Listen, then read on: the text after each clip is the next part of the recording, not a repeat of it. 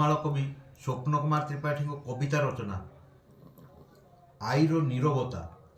ନାତୁଣୀ କହୁଛି, ଆଇଲୋ ମୋ ତୁ ବଡ଼ ଫୁଲେଇରାଣୀ, ସେଜରେ ତୁ ହାଣ୍ଡିଏ ମୁତୁଛୁ, କହିଲେ କହୁଛୁ ନାଇଁ।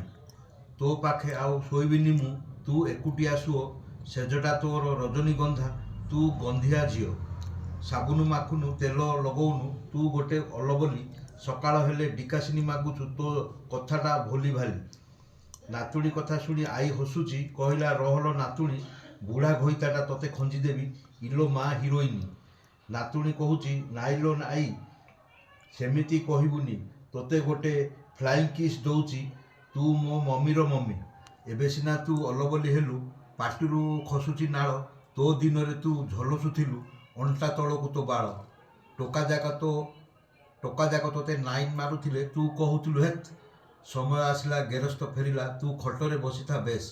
ନାତୁଣୀର କଥା ଶୁଣିଲାଠୁ ଆଈର ମନ ଫୁଲିଲା। କହିଲା ଆଈ, ତୁ ମୋ ଝିଅର ନନ୍ଦିନୀ, ତୁ ମୋ ଗୁଲୁଗୁଲା। ପେନ୍ସନ ବହିରେ ପଇସା ରଖିଛି, ଫଟୋଫଟି କିଣିଦେବି, ଗିରସ୍ତ ସାଙ୍ଗରେ ବଜାର ବୁଲିବୁ, ତୁ ମୋ ଝିଅର ବେବି। ଆଈ ଚାଲିଗଲା ବାହାଘର ଦିନ, ନାତୁଣୀ ହେଉଛି ଝୁରି, ଫଟୋଫଟିଟା ଅଗଣାରେ ଅଛି, ଆଈ ଶୋଇଛି ଶିଶୁଟେ ପରି। ଧନ୍ୟବାଦ।